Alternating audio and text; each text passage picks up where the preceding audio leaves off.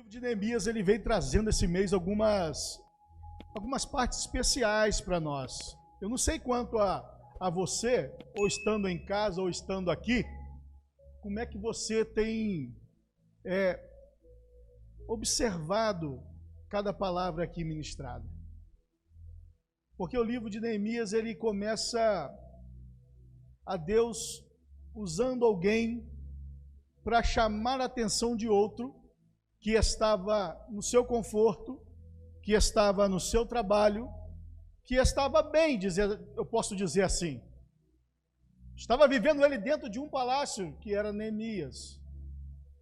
Mas quando ele soube que Jerusalém estava destruído, quando ele soube que Jerusalém estava em ruínas, os muros estavam caídos e que as portas desses muros ou da cidade estavam em cinza, o coração dele ardeu, o coração dele se entristeceu, a ponto, Bela, de as lágrimas correrem em seu rosto, a ponto dele pensar dessa forma como foi dito aqui: está tudo bem na minha casa, não tem faltado nada, eu estou no meu conforto. Mas e na casa do Senhor? O que está faltando? Ele se entristece de tal modo que ele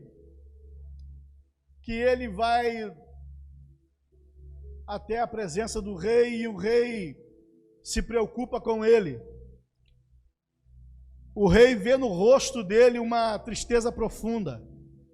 Existem tristezas que elas são tristezas passageiras, mas existem tristezas que ela faz com que nós choremos por dentro.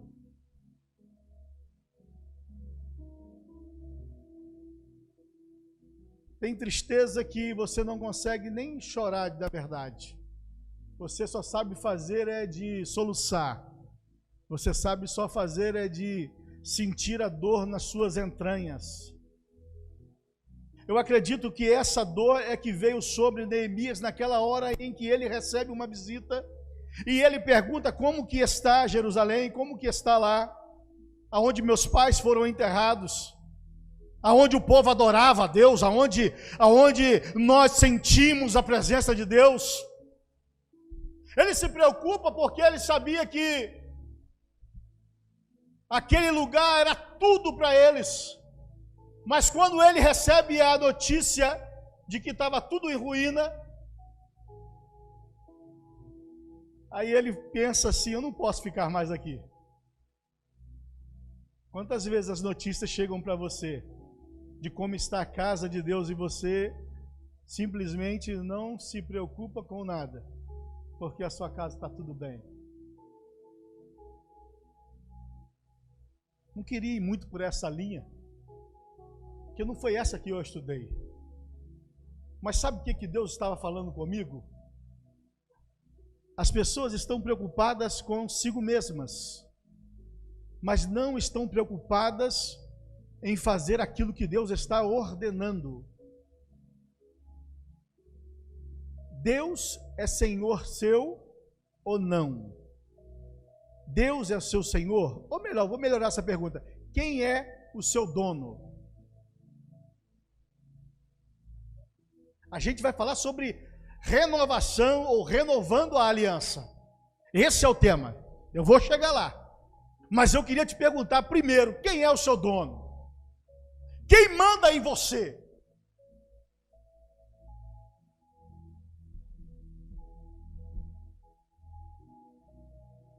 Vai guardando aí. E deixa a sua Bíblia aberta em Neemias 8.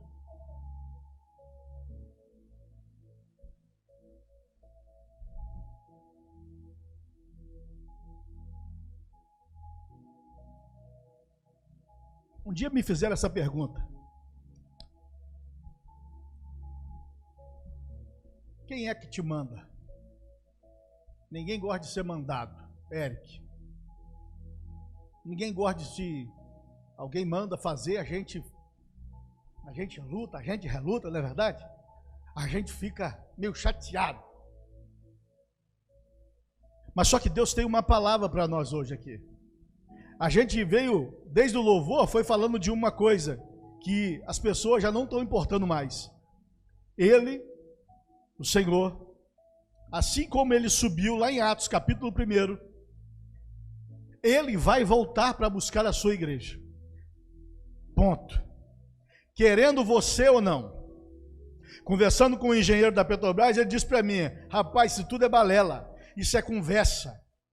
Esse negócio que você prega aí é ficção, porque na verdade não foi Deus que criou o mundo. O mundo foi criado numa explosão, foi no Big Bang.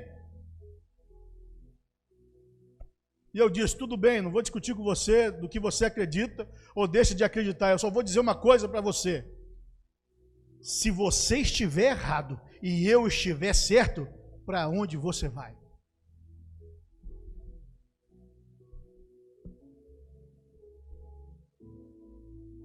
A gente precisa entender que nós estamos aqui por uma razão. A gente precisa entender que nós estamos aqui por um propósito. Aqui, no livro de Neemias, Jerusalém estava em ruína porque aconteceu alguma coisa antes na história. Se nós quiséssemos saber sobre a história, ou se a gente quiser saber ou entender a história dos judeus, ou a história de Israel, nós vamos pegar e ler o livro de Josué até o livro de Ruth. São 12, até o livro de Esther, são 12 livros, ok? Então a gente tem Josué, Juízes, Ruth. 1ª e 2ª Samuel, 1ª e 2ª Reis, 1ª e 2ª Crônicas, Esdras, Neemias e Esther. São 12 livros em que nós pegamos eles, começamos a ler e começamos a entender a história de Israel. A gente vai falar sobre aliança. O nosso Deus é um Deus de aliança. Deus, ele faz algumas alianças com o povo. Eu quero citar 7 e vou falar somente sobre 2. Nós temos a aliança adâmica, a aliança noética, a aliança abrâmica, a aliança mosaica, a aliança davídica, a aliança ou a nova aliança. Ainda bem, nós temos uma aliança chamada milênica. Então nós temos 7 alianças durante o tempo em que nós aqui estamos. O tempo da história da humanidade. A primeira aliança que eu quero dizer é a aliança adâmica. Que aliança é essa? Essa é fácil. Essa todo mundo sabe. Todo mundo aqui é da igreja. Eu não vi ninguém falando que era a primeira vez que estava aqui. Se é a segunda, já entende o que aconteceu lá no livro de Gênesis. O primeiro livro da Bíblia vai trazer uma história e narrar para nós que Deus pega, forma o homem e a mulher, coloca no jardim e faz com que o homem e a mulher pudessem tomar conta de tudo que ali existia. Cultivar na terra, cuidar dos animais, enfim. Isso é uma aliança adâmica. Mas junto com a aliança adâmica, dividindo ela em 2 partes, nós temos a aliança edêmica. Edêmica é quando Deus faz com que o homem cuide de todas as coisas. Adâmica é quando o homem cai. Desculpa, estou aqui acertando. É quando o homem vem até a queda. Que queda é essa? Olha, vocês cuidem de tudo, mas não toque na árvore do conhecimento do bem e do... Quem está comigo, diga amém. Não toque ou não coma do fruto desta árvore. Porque se você comer, aí a serpente vem. Se você comer, você vai ser igual a ele, igual a Deus. Aí quando eles comem, eles estavam vivendo no tempo da inocência, e agora eles se olham e se ficam envergonhados. Por isso que Deus vai atrás deles, procurando, e eles estão escondidos. É Deus estabelecendo uma aliança. É Deus falando com eles o seguinte: olha, porque vocês comeram desse fruto, agora vocês vão ter que trabalhar, agora vocês vão ter dor de parto, agora vai acontecer isso, aquilo. Como diz o meu filho, e aquilo outro. Gênesis 3, versículo 15 ao 19, você vai ver a sentença, ou o que Deus falou com um homem. E a gente vai vendo que em toda a história de Israel, o povo faz uma aliança e passa-se o tempo, o povo abandona a aliança. O que é a aliança? Deixa eu falar com vocês aqui. O que é uma aliança? A aliança, ela simboliza um compromisso, ou ela simboliza um pacto. Por isso é o principal símbolo do casamento. Foi falado de casamento aqui. Ela lembrou do casamento, do dia do casamento, da alegria que ela ficou, porque ela estava assinando um compromisso diante dos homens e diante de Deus. Diante de um casamento existe um contrato. E esse contrato eu preciso ler e entender e saber por que eu estou casando. Quais são as minhas obrigações dentro de um casamento? Quando Deus coloca e faz uma aliança com o povo, Ele deixa bem claro do que Ele estava querendo, do que Ele estava procurando. Ou melhor, faça desta forma, porque aí tudo vai bem. Ande por esse caminho e não se desvie dele, nem para a esquerda e nem para a direita, porque você vai bem. Deus está falando com Josué. Então, enquanto o povo estava cumprindo com a aliança que Deus o dera, tudo ia. Quem está comigo, diga amém. Quem está com sono, diga glória a Deus. Eu gosto de povo sincero, tá vendo? Tem gente com sono aí. Então é hora de acordar. A gente começa a entender então que o povo, que o livro de Neemias estava narrando para nós hoje, que Jerusalém estava com seus muros arruinados, quebrados e as suas portas em cinzas, porque aconteceram algumas coisas. Sabe como é que era Jerusalém? Jerusalém era uma cidade comum, mas só que como naquele tempo havia muitas invasões, o povo construía muros ou muralhas. Lembra de Jericó?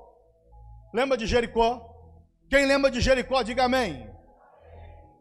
A cidade de Jericó era rodeada por muralhas, e houve uma intervenção divina, uma tática de guerra que Deus coloca no coração de Josué, e eles rodam a cidade e as muralhas, no 7º dia, elas vieram ao chão. Mas diz que Raabe, ela morava na muralha, porque esta muralha, além de ser alta, ela também era larga, tinha uns 6 metros e pouco aproximadamente. Jerusalém não era diferente.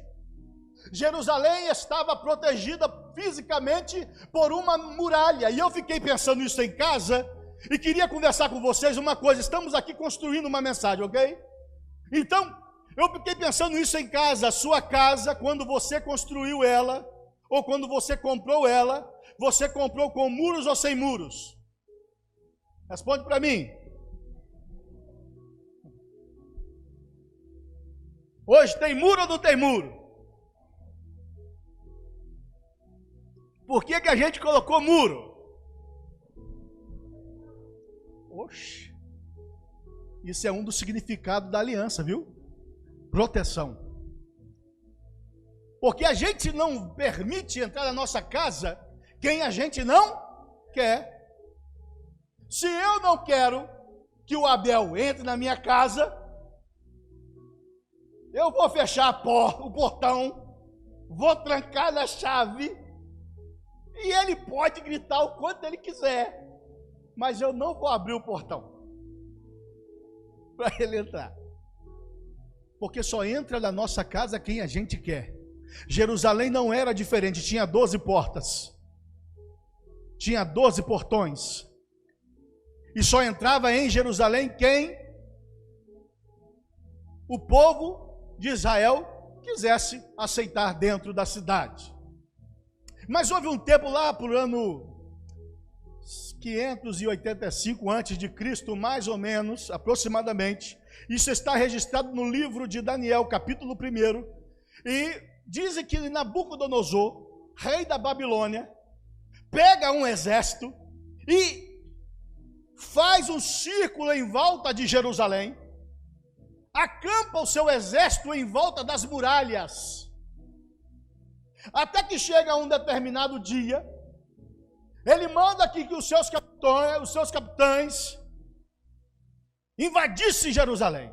Aí foi quando aconteceu a destruição, quando os muros foram quebrados, quando os portões foram queimados e quando as casas foram saqueadas. Sabe por que aconteceu isso? Eu comecei a conversar com Deus e eu comecei a ver o seguinte, eu comecei a entender que não adianta ter os muros e os portões que eu estou 100% protegido.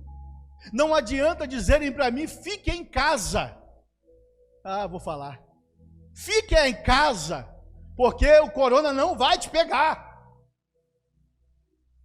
Não adianta falar isso para mim, sabe por quê? Se o Senhor não guardar a casa, em vão vigia os... Nós estamos sendo contaminados por aquilo que ouvimos, e isso é bíblico. As más conversações corrompem os bons costumes. Aí a gente vai com a nossa fé, mas porque você é mais crentão, porque você é o poderoso. Não, não é isso. Mas eu creio naquele que me chamou. Se o corona já me pegou, se me pegar de novo, meu irmão, eu estou com ele, dando glória a ele, adorando a ele, mas eu quero saber assim, como está a casa do Senhor.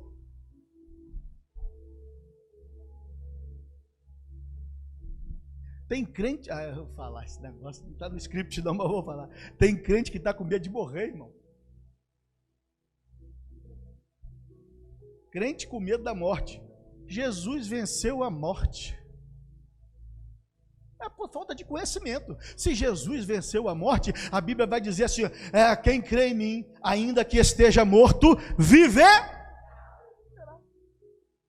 Medo de quê? De quem? Do bicho papão, que seus pais contavam para você de lobisomem, de mula sem cabeça. Quem é da roça aqui? Eu ouvi muita essa história. Quem é da roça aqui? O senhor já ouviu essa história já? Então, já, então tá bom. Achei que fosse só eu, rapaz. Tinha um medo demais desse negócio. Minha mãe contava para mim, botava medo na gente. Nós era da roça. Já ouviu isso, Pedro? Já? Você é da roça também? Não? Então tá bom, meu genro não é da roça não. Só eu mesmo que sou. Jerusalém, ela é invadida pelo exército de Nabucodonosor, aonde Daniel, Sadraque, Mesaque e Abednego foram levados presos, cativos. Eu não quero entrar nessa história, mas eu só quero deixar aqui que havia um muro, havia uma muralha, havia portões, e mesmo assim foi invadida porque as pessoas começaram a confiar nos muros físicos, nos portões físicos e deixaram Deus de lado. Começaram a se envolver com outras coisas, colocando no lugar de Deus. Olha o que eu fiz, no lugar de Deus. Que nós somos o templo do Espírito Santo e esse Espírito habita em nós, mas quando eu vou começando a colocar outras coisas, eu posso colocar câmera, quem trabalha com câmera de vigilância aí, eu posso colocar cerca, eu posso colocar guardas 24 horas, mas de novo, se o Senhor não estiver, de nada vai adiantar, de nada vai prestar. O povo estava crendo, o povo estava acreditando, pode vir quem quiser vir, nós já estamos acostumados a vencer exércitos, nós já botamos com 300 homens, nós já colocamos muitos para correr, colocamos muito para poder fugir de nós somos os caras, nós somos os tais. Eles poderiam estar pensando desta forma, mas no decorrer da história a gente vai vendo que eles vão caminhando para outro lugar, para longe de Deus. Deus não se afasta de nós, nós que nos afastamos de Deus. E aqui nesta primeira aliança adâmica, nós vemos que o homem pecou, o homem fez com que Deus se distanciou de Deus por causa de uma desobediência. O que separa o homem de Deus, irmãos? Ninguém sabe não? O pecado. Como é que eu sei que eu estou longe de Deus? Quando eu vivo em pecado. Como é que eu sei que eu estou distante a ponto de que se Ele retornar nas nuvens agora... Engraçado, eu estava estudando, acabei de almoçar, falei, poxa, vou deitar um pouquinho, liguei a televisão, estava passando Apocalipse. Um canal lá da vida lá. Aí eu peguei, comecei a prestar atenção. Aí os caras estavam num avião, dizendo que tinha um monte de gente que sumiu, que um monte de gente desapareceu. Aí eu comecei a linkar algumas coisas, eu falei assim, Senhor, quanto tempo eu não escuto alguém pregar isso? Que vai ser num abrir e fechar de olhos. Quanto tempo eu não vejo alguém pregar que o Senhor virá como um relâmpago? A gente está aqui e ao piscar de olhos algumas pessoas irão desaparecer. Haverá um caos. Haverá um pranto, porque para quem já conhece, já vai entender logo o que aconteceu. Aí a gente vai levando a nossa vida à moda Bangu. Você sabe o que é levar a vida à moda Bangu? É de qualquer jeito. De qualquer maneira. Aí por isso que eu perguntei, quem é o Senhor da sua vida? Está preocupado com o seu trabalho? Está preocupado com o seu dia a dia? Está preocupado se você está magrinho, se você está gordinho, se você está azul, se você está amarelo? Está preocupado se a sua casa está um brinco, se não está um brinco, se a sua casa está pronta ou se não está pronta?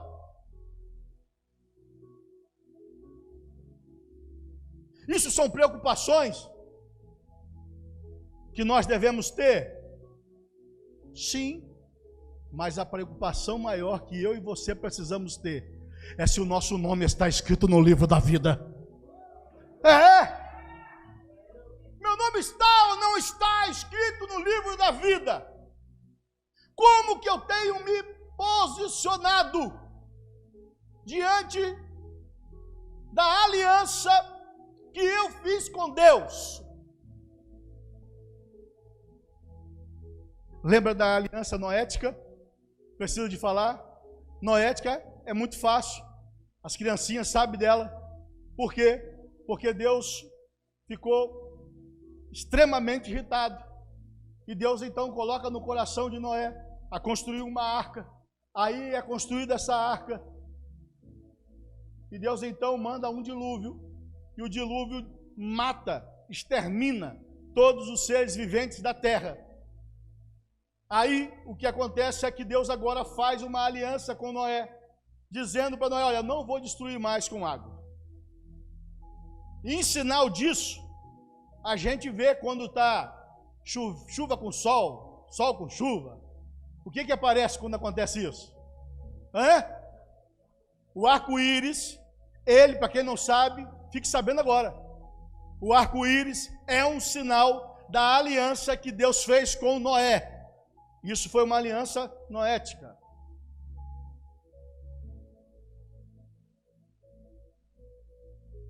O povo, no capítulo 8, capítulo 9, capítulo 10, capítulo 11, capítulo 12, capítulo 13 de Neemias, ele vai relatar justamente aonde nós queremos chegar aqui hoje, que é renovando a aliança. O povo, ele, se eu não me engano, em 52 dias, eles restauram as muralhas. Restauram as muralhas e os portões de Jerusalém. Por quê? Porque foi feito um chamado para que todo aquele povo que morava em Jerusalém ou que tinha fugido por sentir desprotegido, por sentir que a qualquer momento poderiam ser atacados novamente, cada um pegou a sua família, foram para lugares em volta de Jerusalém e montaram ali aldeias. E essas aldeias eles moravam ali, escondidos. Mas só que alguém foi atrás deles. Alguém foi buscar eles e falar assim: não, vamos voltar. Porque chegou um homem aí muito doido, chamado Neemias.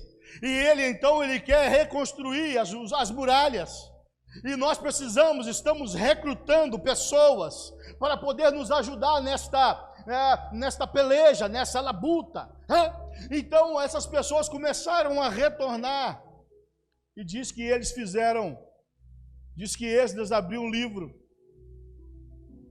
de Moisés, o livro da lei, e começou a ler perante o povo, em voz alta, e o povo então começou a entender o que estava acontecendo, começaram a sentir queimar de novo dentro deles e ver que eles estavam absolutamente errados do que eles estavam fazendo, que eles precisavam realmente retornar e fazer com que esses muros fossem restabelecidos. Então eles fazem uma aliança, dizendo: olha, vamos voltar a trazer o nosso dízimo, vamos voltar a trazer a nossa oferta, vamos começar a fazer as coisas acontecerem, cada um, conforme a sua casa era geograficamente instalada, eles construíam aquela parte do muro, perto da sua casa, ou de frente para as suas casas. Mas só que chega no capítulo 13, há uma quebra de aliança. A gente está falando de aliança, e a aliança não pode ser quebrada.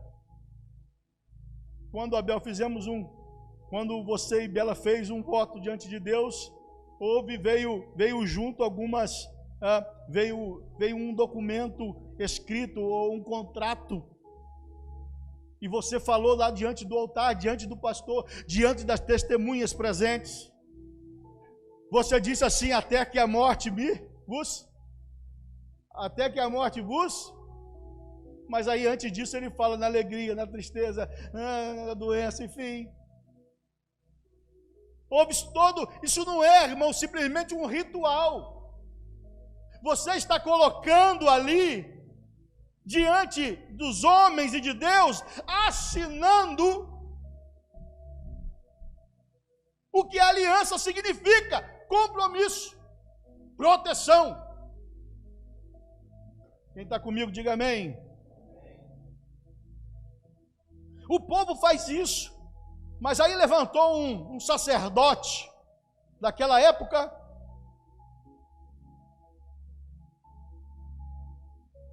vou falar o nome dele aqui para vocês agora, Eliasibe, é isso mesmo, Eliasibe. Ele se levanta, porque Neemias volta para o palácio, para poder resolver algumas coisas ainda, e durante um tempo ele fica lá. Durante esse tempo, esse homem, esse sacerdote, ele era primo de Tobias, ou era parente de Tobias, e ele então coloca uma sala grande lá à disposição de Tobias. Para quem não está acompanhando a série de mensagem, Tobias, ele era um opositor da obra, de que esta obra fosse feita, ok? Então, Tobias então tira os utensílios que foram colocados dentro da casa do Senhor, aonde as pessoas levavam os seus dízimos, as suas ofertas, e ele então quebra uma aliança que fora feita, lá no capítulo 10.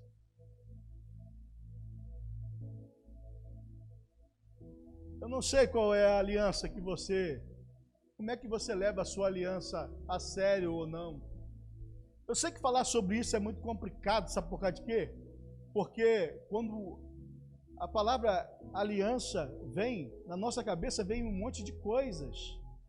Passa na nossa cabeça que nós, em alguns pontos do contrato, a gente não tem cumprido. Por isso que é renovando a aliança. Eu preciso rever algumas coisas na minha vida. Eu preciso rever algumas coisas, seja na minha vida conjugal, ou seja na minha vida com Deus. Ainda falo mais. Primeiro que você reveja a sua vida com Deus, porque se a sua vida com Deus estiver bem, em tudo mais será tranquilo, será bem também. Quem está comigo, diga amém. Como eu disse que eu ia falar só de duas alianças, e acabei já falando mais uma, e quero falar esta última, que é a respeito da nova aliança. A nova aliança foi um pacto feito com Deus para o povo de Israel. E nós acabamos entrando dentro desta aliança, fazendo parte dela, porque lá em João capítulo 3, versículo 16, vai dizer que Deus amou o mundo de tal maneira que deu o seu único Filho, para que todo aquele que nele crê não pereça, mas tenha vida eterna. Então esse pacto, esta nova aliança, é porque Jesus estava, olha, de novo, hein, irmãos, olha, agora eu estou falando de Jesus, eu não estou nem falando de Neemias. Neemias ouve e viu que estava acontecendo alguma coisa, que estava alguma coisa fora do lugar, e ele se prontificou. Ele chegou junto. Ele foi fazer alguma coisa. Agora eu já estou virando para alguém que está lá no céu. Acredito que na tranquilidade do céu.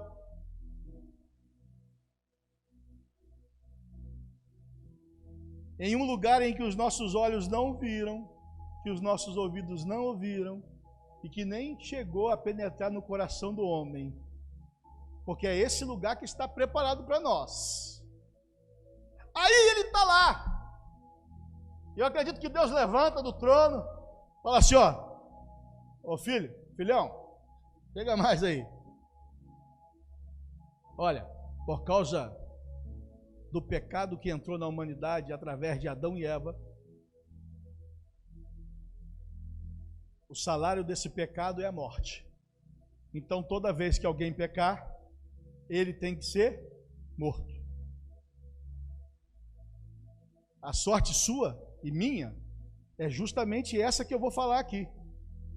Porque pela lei de Moisés, ou pela lei que Deus deu a Moisés, a gente pecou, a gente morre. A mulher foi pega em ato de adultério. A lei de Moisés diz que ela tem que ser apedrejada. Aí chega esse tal de Galileu, o nosso irmão mais velho,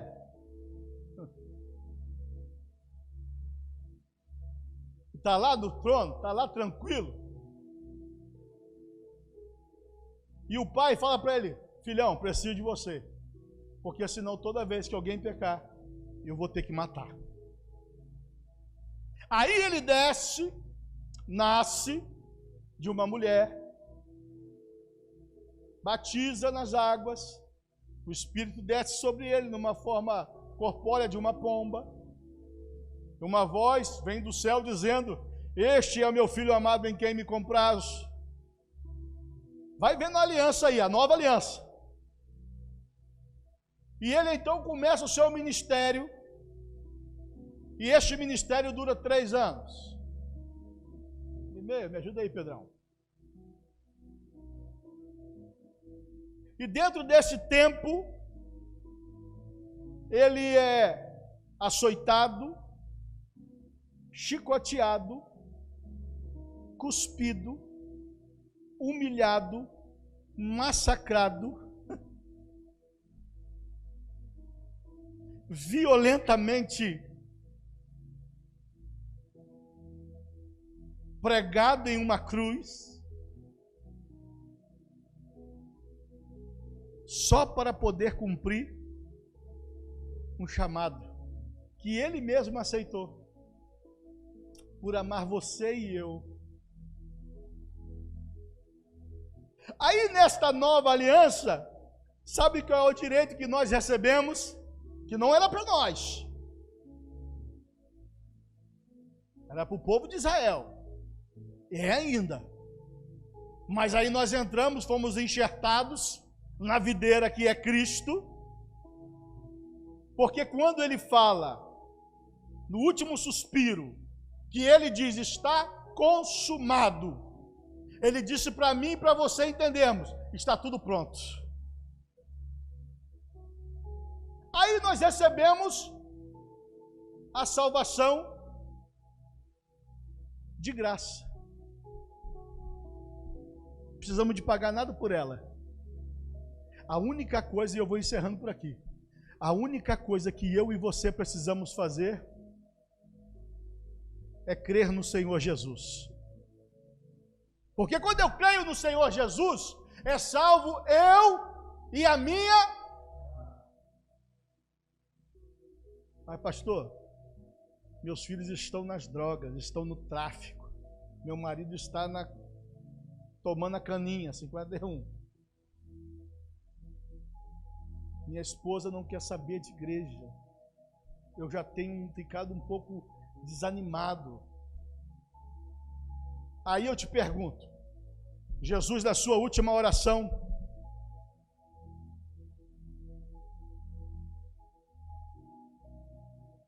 ele começa a orar e falar assim com Deus, ó Pai, se possível for, passe de mim esse cálice, porque a igreja Ceifa lá em Macaé não está nem aí para mim. Ô Pai, se possível for, passa de mim esse cálice, que não vai valer a pena morrer por eles, porque eles são incapazes de sair de suas casas para te adorar só por causa de uma pandemia.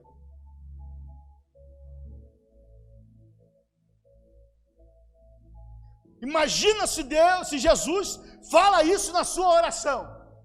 Eu acredito, como ele não está preso a tempo e nem espaço, ele visualiza toda a humanidade da terra, em fração de segundo, vê que realmente não ia valer a pena, mas ele fala o seguinte, mas todavia, seja feito a tua vontade. Aí foi por esse amor, de João 3,16, que nós estamos aqui agora. Aí a gente fica achando que o negócio é brincadeira. Um pastor conhecido meu lá de Itaperuna acabou de falecer. Mas morreu de quê? De corona? Não. Foi de tombo de bicicleta mesmo. Está sendo investigado se o caminhão esbarrou nele, se o caminhão não esbarrou, ou se alguém abriu a porta do carro, ele bateu e caiu com a cabeça no chão e morreu. Quem disse que você e eu estamos livres disso? Meu filho, eu tenho notícia para você. O problema é seu se você quiser acreditar ou não. Você está vivo? Quem está vivo aí, diga glória a Deus. Você vai morrer.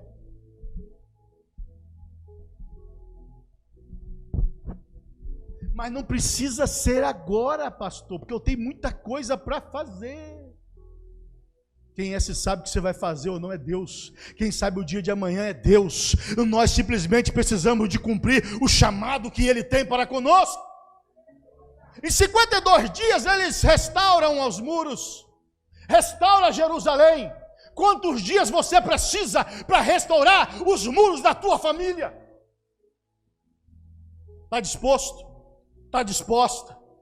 Quer realmente abandonar o barco? Ou quer andar com Jesus dentro do barco?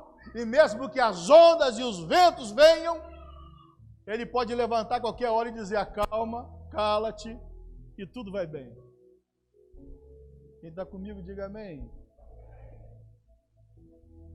Meu filho, não adianta nós queremos fugir desta realidade. Enquanto respiramos, oh glória, tem vida. Paramos de respirar, é morte. Só que tem uma coisa. Eu falo o nome dela direto aqui, eu esqueço. Elaine. Eu sei de uma coisa, Elaine.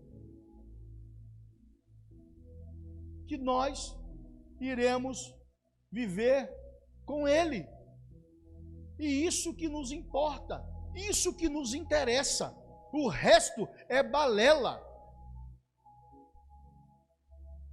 Por isso que a gente vai ler em Mateus que não ajunteis tesouro na terra, aonde a traça e o ferrugem consome, mas ajunteis no céu, aleluia, que vai ser um lugar eterno, irmão, para a glória de Deus. Vai ser um lugar de glória, vai ser um lugar de bênção, e ponto.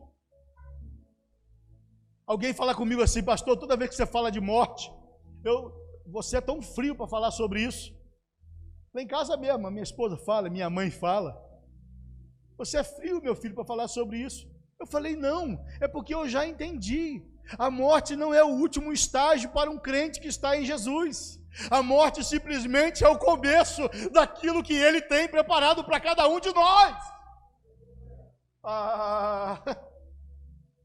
Tem que orar, né? Ei, como que está a sua confiança? A sua confiança está nos muros físicos em que os teus olhos alcançam, ou a tua confiança está conforme está escrito no Salmo 91? Pastor Júnior falou várias vezes do Salmo 91 aqui. É impossível que nós não, pelo menos guardando um versículo. Deus dá misericórdia para nós guardar um versículo pelo menos.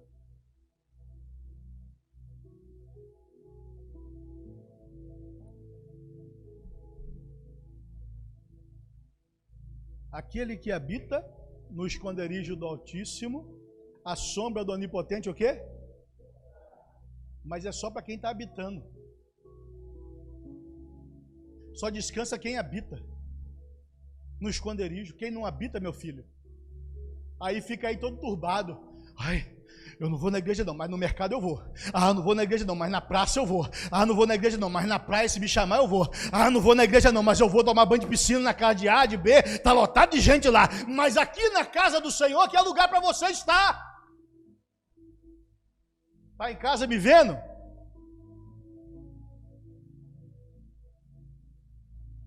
Briga comigo não, briga com as suas convicções. O único lugar que a gente não pode estar é na casa de Deus. Mas a gente está em um monte de lugar, ninguém fica sem comer, fica. Quem não vai no mercado aqui, irmão? Quem não vai no mercado aqui? Acabou tudo na sua casa. Quem é que não entra no mercado aqui? Porque ele vai, né? Amém. Amém. A Joyce está dizendo que ela não vai porque o marido vai. Mas alguém da casa tem que ir. E outra coisa, alguém vai no mercado, se não chegar em casa, tomar todas as precauções, o que vai acontecer? Não adiantou nada quem ficou em casa, não é verdade?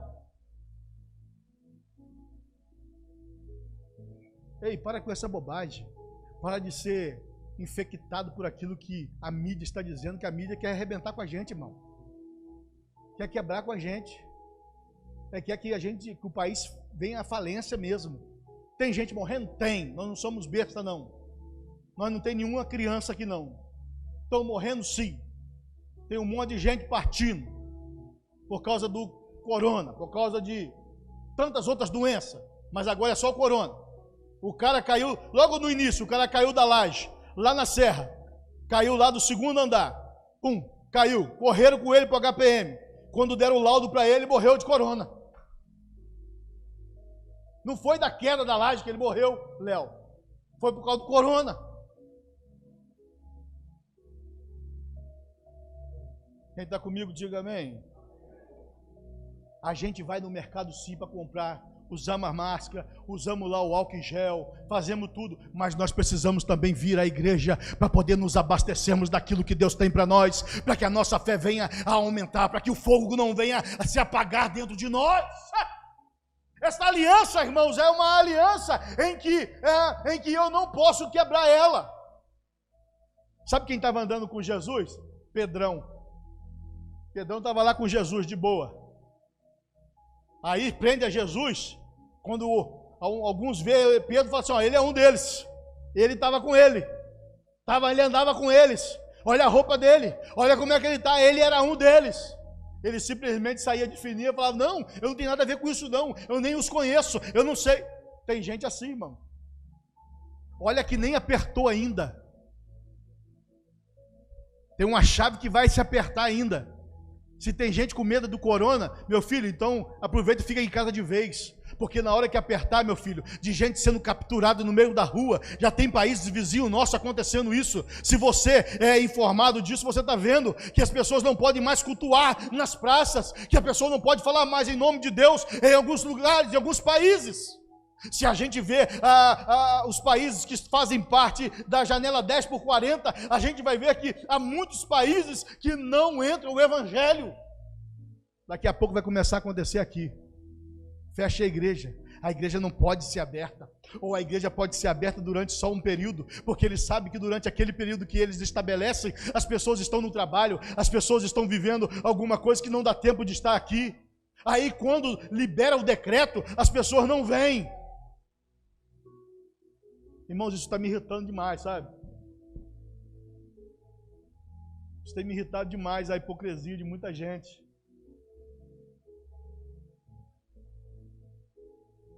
Está na hora da gente parar com isso, começar a fechar essas brechas em nós. Aí a gente quer viver milagre, quer viver coisas novas. Viver como coisas novas se a gente mesmo não... vou parar aqui, senão...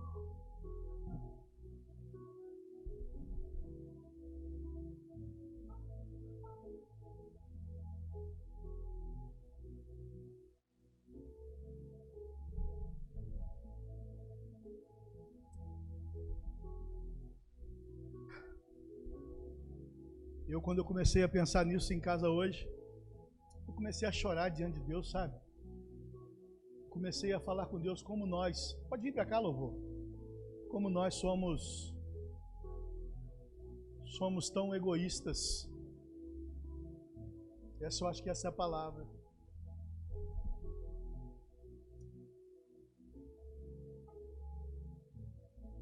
Mas eu não quero morrer, pastor. Meu filho, então você não precisava nem de nascer. Como não morrer se eu estou vivo? Se eu já nasci? Isso se aprende na escola. Não é isso? Isso é igual aquela coisa das plantas, né? Nasce, cresce, reproduz, morre. O importante é quem vai estar vindo nos buscar